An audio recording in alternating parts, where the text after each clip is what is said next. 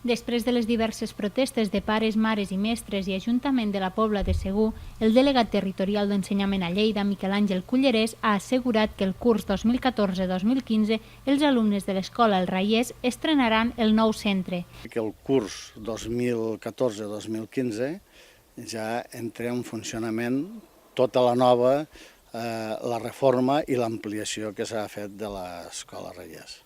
També està previst que en breu es reuneixi la comissió de seguiment dels treballs i que l'1 de juliol comencin els treballs de reparació de la coberta de l'actual edifici.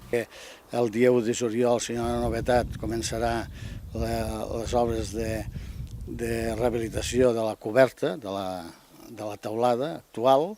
Això estarà acabat abans de que comenci el proper curs escolar i és un bon moment, evidentment, per fer-ho perquè les teulades sempre millor que no hi hagi gent al voltant. L'obra es va iniciar el 2010 i es preveia que s'acabés a principis del 2012, però les retallades van deixar l'obra sense finançament i ja porta més d'un any de retard. Des de la Pobla es demana que es faci urgentment aquesta obra, ja que es tracta d'una escola feta l'any 1935 i ja no reuneix les condicions idònies per acollir els alumnes i les seves activitats.